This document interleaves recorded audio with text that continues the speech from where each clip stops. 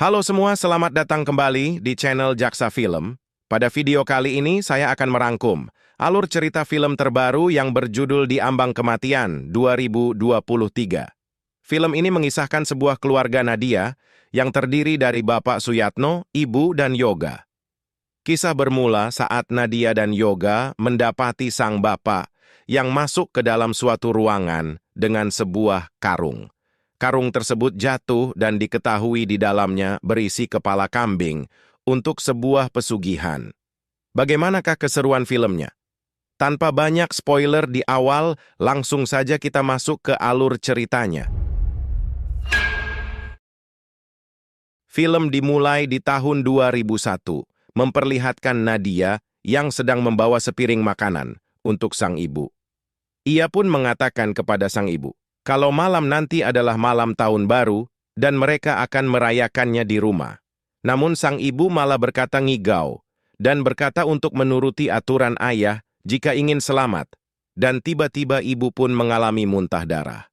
Nadia pun memanggil Yoga dan juga Pak Suyatno atas kejadian itu. Namun bukannya menolong, Pak Suyatno malah pergi dan hal itu membuat Yoga bertanya-tanya. Yoga yang menanyakan itu malah diusir oleh sang ayah yang menuju ke sebuah kamar rahasia. Di malam hari, Yoga dan Nadia sedih karena tidak bisa merayakan malam tahun baru akibat sang ibu yang sedang sakit. Namun anehnya, tiba-tiba terdengar suara sang ibu yang memanggil mereka berdua. Mereka sekeluarga pun akhirnya merayakan malam tahun baru dengan makan bersama. Mereka pun terlihat tampak bahagia hingga sang ibu tiba-tiba terdiam dan pergi ke arah dapur. Nadia yang hendak minum tiba-tiba ke arah dapur dan melihat sang ibu bunuh diri dengan mencelupkan kepala ke dalam air yang mendidih.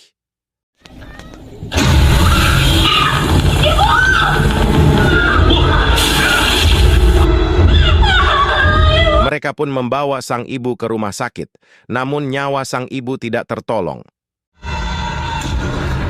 Scene kemudian berpindah 3 bulan kemudian, di mana Pak Suyatno pergi ke toko miliknya.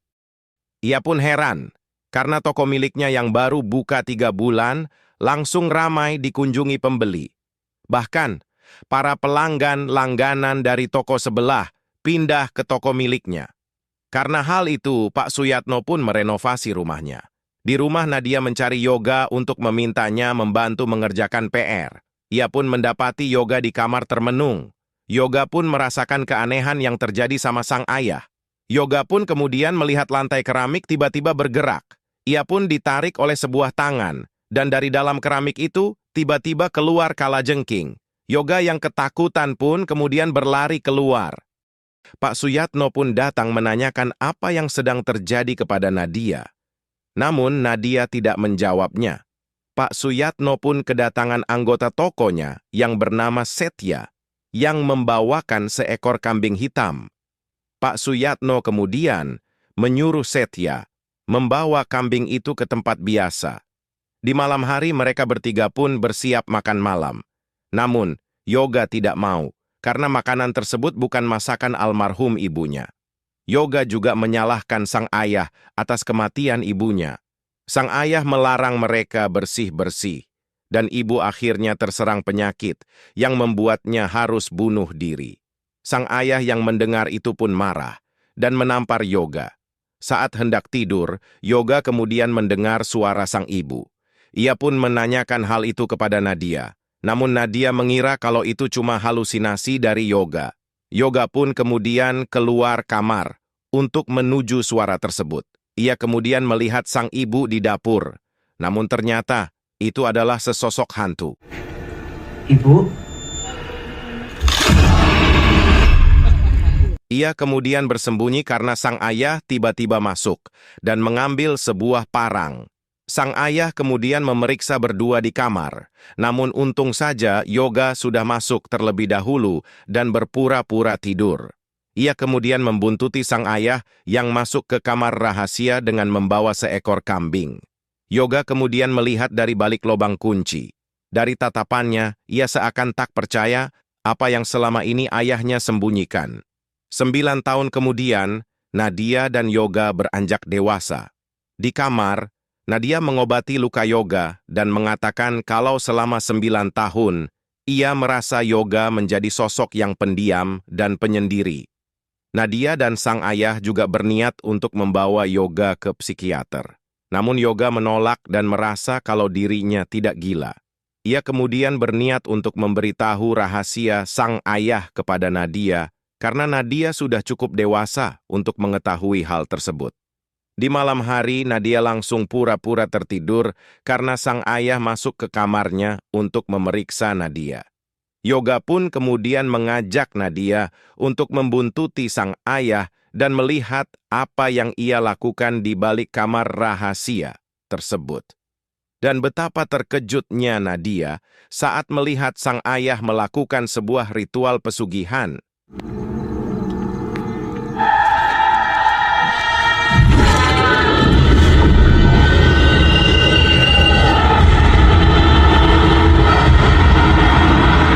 Saat selesai melakukan ritual tersebut, sang ayah kemudian membawa kepala kambing untuk dikuburnya di halaman rumahnya. Nadia yang melihat hal tersebut kemudian menangis dan menanyakan hal tersebut ke sang ayah. Sementara itu, Yoga mendobrak kamar rahasia itu dan berniat menghancurkannya. Namun kemudian sang ayah datang dan memberitahukan alasan ia melakukan pesugihan tersebut. Dulu Pak Suyatno adalah seorang pedagang miskin, tidak punya apa-apa, bahkan tempat tinggal. Untuk mendapatkan tempat tinggal gratis, ia harus menjadi penjaga di rumah orang. Hal tersebut agar ia bisa memberikan makan anak-anaknya dan sekolahin mereka. Awalnya semua berjalan baik, karena sang iblis hanya meminta kepala kambing, renovasi rumah terus-menerus, membiarkan rumah berantakan. Namun semua berubah saat iblis tersebut meminta persembahan dengan Yoga sebagai korbannya. Sang ibu yang bermimpi menawarkan dirinya sebagai pengganti dari Yoga. Sang ibu pun menyuruh Pak Suyatno untuk merahasiakan hal tersebut kepada anak-anaknya agar mereka tidak hidup dalam ketakutan. Yoga yang mendengar itu semua, kemudian masuk ke kamar itu dan memecahkan persembahan kepala kambing tersebut. Hal tersebut membuat sang iblis marah dan lampu pun tiba-tiba mati. Keesokan harinya di sekolah, Nadia mencari cara agar menghilangkan pesugihan tersebut. Namun, ia malah mendapatkan tertawaan karena komputernya tersebut terhubung dengan layar proyektor. Nadia pun kemudian masuk ke perpustakaan karena aksi bully yang diterimanya. Di sana ia bertemu dengan pria yang kita sebut saja Dani. Sepulang sekolah, ia menanyakan kepada petugas listrik, mengapa listrik di rumahnya bisa padam. Petugas itu pun merasa bingung karena kabel dan panel tidak mengalami kerusakan sedikit pun. Nadia kemudian menelepon sang ayah yang belum pulang, namun HP sang ayah tidak aktif. Pada malam harinya, Nadia menelepon Yoga karena merasa kesepian sendiri di rumah. Namun Yoga ternyata masih di kampus, dan HP Nadia tiba-tiba lowbat. Ia kemudian ke rumah tetangganya untuk meminta izin ngecas HP sembari menunggu Yoga pulang. Sementara itu, Yoga yang sudah pulang mencari-cari Nadia. Ia kemudian mendengar suara Nadia dari arah kamar mandi. Namun ternyata itu hanyalah sebuah teror dari iblis tersebut.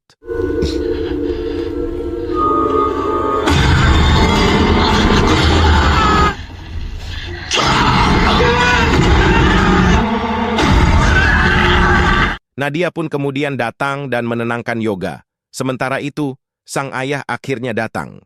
Ia terlambat pulang karena langganan pedagang kambing miliknya kehabisan stok kambing hitam, dan ia harus mencari terlebih dahulu. Nadia dan Yoga pun kini ikut terlibat dalam ritual itu. Karena sebelum meninggal, sang ibu berpesan agar mereka berdua harus nurut sama perkataan sang ayah. Hal tersebut pun membuat listrik di rumah mereka hidup kembali. 6 bulan kemudian, Yoga pun merasakan luka, seperti luka yang ibu mereka rasakan dahulu. Namun Nadia menenangkan Yoga kalau dirinya akan selamat, selama menuruti aturan sang ayah.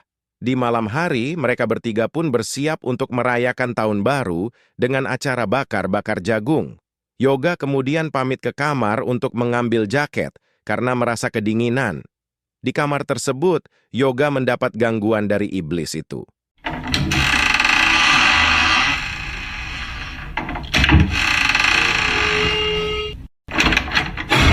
Nadia yang merasa Yoga terlalu lama di kamar, kemudian menyusulnya. Namun alangkah terkejutnya Nadia ketika ia mendapati Yoga disiksa oleh iblis tersebut.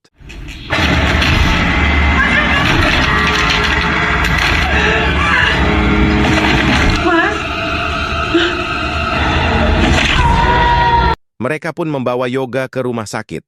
Namun, di perjalanan, nyawa Yoga tidak terselamatkan. Beberapa hari kemudian, semenjak kematian Yoga, toko Pak Suyatno kebanjiran pelanggan. Namun hal itu justru membuatnya was-was. Sementara itu, Nadia kembali mendapatkan teror di sekolahnya yang membuatnya tidak fokus untuk belajar. Dani yang melihat hal tersebut, kemudian mendatangi Nadia untuk curhat dengannya. Namun Nadia tidak mau buka mulut dan mengira ceritanya tersebut tidak akan dipercaya oleh Dani. Dani pun kemudian menyarankan kepada Nadia untuk mengungkapkan isi hatinya ke sebuah buku diary. Di malam hari, saat Nadia sedang belajar, ia mendengar suara Yoga di kamar rahasia. Ia pun melihat iblis tersebut memangsa Yoga yang jasadnya dijadikan persembahan, dan hal itu pun membuatnya pingsan. Nadia pun akhirnya mendapat luka. Luka yang sama seperti Yoga dan ibunya. Mendengar cerita Nadia tentang apa yang ia lihat, ayahnya pun mengajak Nadia ke suatu tempat. Namun di perjalanan, mereka hampir menabrak seorang nenek-nenek. Sang ayah yang mencoba menghindari itu kemudian oleng dan membuatnya kecelakaan. Nadia yang terbangun lebih dulu kembali mendapatkan teror dari sosok yang lain di sana. Hal itu membuatnya ketakutan dan berlari ke dalam hutan. Pak.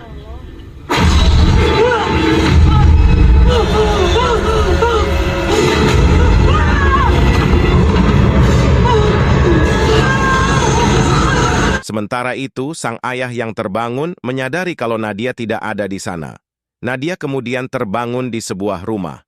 Di situ terlihat sang ayah memohon kepada dukun untuk menghentikan pesugihan tersebut. Nadia kemudian melihat foto-foto di sana dan menanyakan kepada Mbah Dukun mengapa ada foto yang ada noda hitamnya. Karena di tengah hutan tadi, ia mendapat teror dari orang-orang di foto tersebut. Mbah pun menjawab, kalau foto-foto tersebut adalah orang-orang yang ia bantu, dan foto orang dengan noda hitam itu muncul dengan sendirinya. Hal itu dikarenakan adanya sebuah pelanggaran. Pada awalnya, Pak Suyatno sepakat untuk persembahan kepala kambing dengan kehidupan yang sederhana saja. Namun karena keserakahannya, ia membuat perjanjian baru dengan iblis itu dengan meminta harta yang lebih, namun dengan persembahan nyawa manusia. Hanya karena sebuah keserakahan, ia rela mengorbankan keluarganya. Namun pada akhirnya Pak Suyatno menyesal, karena tidak mengira hal itu akan terjadi. Ia pun kemudian menghancurkan kamar persembahannya itu. Mereka berdua berniat untuk memulai hidup baru lagi. Ia pun harus mengorbankan harta bendanya. Dimulai dari menjual mobilnya, menjual tokonya, dan hasil dari penjualan tersebut diwakafkan kepada orang-orang dan yayasan yang membutuhkan. Mereka berdua berharap masalah tersebut cepat terselesaikan. Di malam hari, saat sang ayah menyuruh Nadia untuk beristirahat, tiba-tiba Nadia pun kesurupan.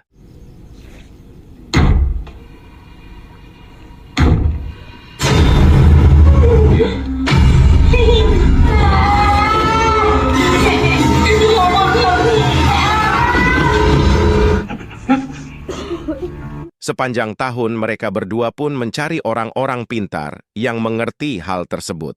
Bahkan hampir satu pulau Jawa, mereka udah susuri untuk menemukan orang-orang yang dianggap mampu untuk menolong. Hingga pada suatu hari, mereka berdua ke salah satu orang pintar bernama Mbah Unju. Pak Suyatno kemudian mengungkapkan penyesalannya kepada Mbah Unju dan mengatakan kalau pemberian harta dari iblis itu sudah disumbangkan semua. Namun Mbah Unju mengatakan kalau hal tersebut hanyalah sia-sia, ibarat mandi dengan air kotor. Apa yang Pak Suyatno sudah lakukan sudah tidak ada jalan lagi, dan itu sudah menjadi tujuan akhirnya. Perjanjian yang ia buat dengan iblis itu mampu menembus dimensi mereka, dan setiap 10 tahun sekali, iblis itu akan menagih tumbalnya, dimulai dari sang istri tahun 2002, Yoga 2012, dan sekarang waktunya Nadia di tahun 2022. Sang ayah kemudian berniat mencari bantuan lagi, namun Nadia menolak dan ingin menikmati hidup di sisa akhirnya. Ia juga sudah merasa sangat lelah dengan itu semua. Nadia pun kemudian menemui Dani untuk memberikan buku diary-nya. Karena cuma dialah yang selama ini percaya dan peduli kepada Nadia. Singkat cerita, malam itu adalah malam tahun baru. Malam sukacita untuk semua orang, namun tidak dengan keluarga Suyatno.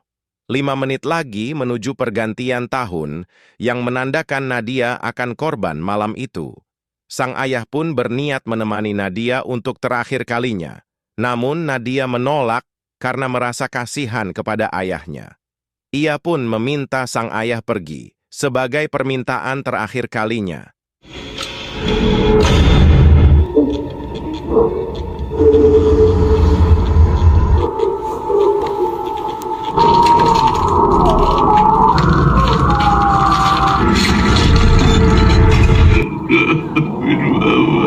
Dari semua kejadian yang dialami, hal tersebut membuat Pak Suyatno depresi dan akhirnya gila. Ia kemudian berhalusinasi dan melihat keluarganya di kamar pesugihannya. Dan film pun selesai. Terima kasih yang sudah menonton video ini sampai selesai. Jangan lupa like, komen, dan subscribe untuk mendapatkan notifikasi terbaru dari spoiler film-film bioskop terbaru dari saya. Terima kasih dan sampai jumpa.